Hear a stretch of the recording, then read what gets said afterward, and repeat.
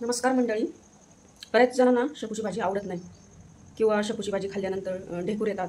पण मी आज तुम्हाला अगदी सोपी आणि सोप्या पद्धतीने ही शेपूची भाजी करून दाखवणार आहे. शेपूची भाजी खाल्ल्याने काहींना शेपूच्या भाजीचा वास येतो किंवा ढेकूर येतात किंवा त्याचा वासाने काहींना जळजळ होते. तर ही तुम्ही एकदा मी जशी बनवते तशी शेपूची भाजी करून बघा. मुगाची डाळ, शेंगदाणे, लसूण, हिरवी मिरची असं घालून एकदा शेपूची भाजी करून बघा. बिलकुल तुम्हाला हा त्रास होणार नाही. शेपूची भाजी खरं म्हणजे तर खूप पोषक तत्वांनी तिच्यामध्ये खूप पोषक तत्व असतात. समृद्ध आहे खूप पोषक तत्वांनी. तर आरोग्यासाठी पण खूप प्रचंड फायदेशीर आहे. तिच्यामधून भरपूर पोषक तत्व आपल्याला मिळतात. पण काही काही जणांना ती आवडत नाही. तर चला मग आज आपण मी तुम्हाला आज कशी बनवायची शेपूची भाजी कुकरमध्ये ती सांगते. हे बघा, इथं कुकर घेतला आहे. कुकरमध्ये आपण शेपूची भाजी टाकून घेऊ. कुकरमध्ये एक शिट्टी देणार आहे, म्हणजे तिचा जास्त म्हणजे असं उग्र वास नाही येणार, कारण शेपूच्या भाजीचा खूप वास येतो. मग ती काही काही जणांना आवडत नाही. हे बघा, शेपूची भाजी टाकली. याच्यात आहे ना मी भिजवलेली एक तास मुगाची डाळ भिजवून घेतलेली आहे, ती मी याच्यात टाकते. बघा, त्याच्यानंतर शेंगदाणे पण घातले. बघा, शेंगदाणे आणि लसणाच्या 3-4 ही पण लसूण एक 4-5 कापड्या लसणाच्या पण टाकल्या आहे. आणि त्याच्यात हिरवी मिरची पण टाकली. बघा, मी हे बघा त्याच्यामध्ये कुकरमध्ये हे 1 ग्लास पाणी टाकून शिजवून घ्यायचं. एकच शिट्टी द्यायची. एक शिट्टी दिल्यानंतर गॅस बंद करून टाकायचं. हे बघा, याच्यात 1 ग्लास पाणी टाकलं आहे. 1 ग्लास पाणी टाकायचं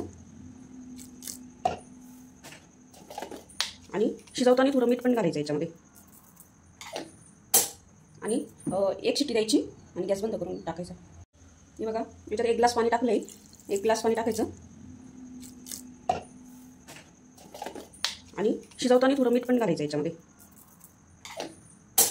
आणि एक शिट्टी द्यायची आणि गॅस बंद करून टाकायचा. हे बघा, आता एक शिट्टी देऊन घेतली आहे शेपूच्या भाजीला. आता आपण यामध्ये ना 2 चमचे डाळीचं पीठ घालणार आहे, घट्ट होण्याकरता. डाळीच्या पिठाने वास पण येणार नाही भाजीचा, खूप छान होईल. घट्टपणा पण येईल डाळीच्या पिठाने. अशी थोडीशी मिक्स करून घ्यायची, कारण त्याच्या गठुळे निघायला पाहिजे डाळीच्या पिठाच्या. हे बघा, थोडं घट्टपणा येईल. अशी हलवून घ्यायची. आता आपण इकडं तडका देण्यासाठी इथं कढाई ठेवलेली आहे. बघा, आपण याच्यात आता तेल टाकणार आहे तडका देण्यासाठी शेपूच्या भाजीला.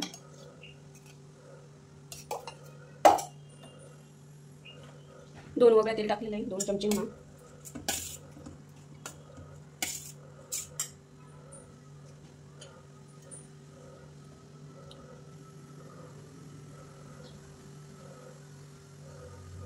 आता आपण याच्यामध्ये लसूण टाकणार आहे. बघा, लसूण एक टोमॅटो कापून घेतला आहे, लसूण पण घेतला, जिरे टाकणार, मोहरी टाकणार. बघा, लसूण टाकलाय.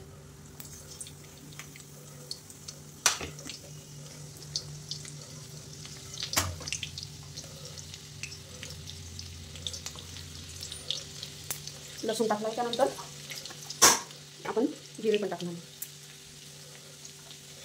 लसूण चांगला लाल होऊन द्यायचा.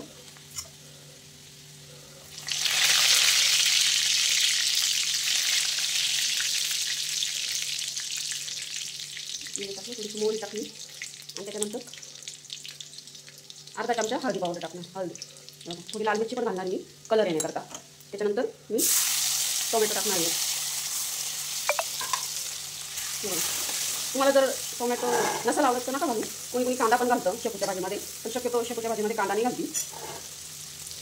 मेथी शेपूच्या मेथीच्या भाजीमध्ये घालतात, पण शेपूच्या भाजीमध्ये शक्यतो घालती नाही कांदा. म्हणून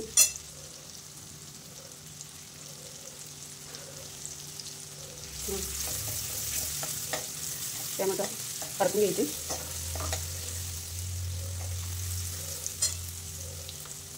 टोमॅटो परतल्यानंतर आता आपण हे शिजवून घेतलेलं मिश्रण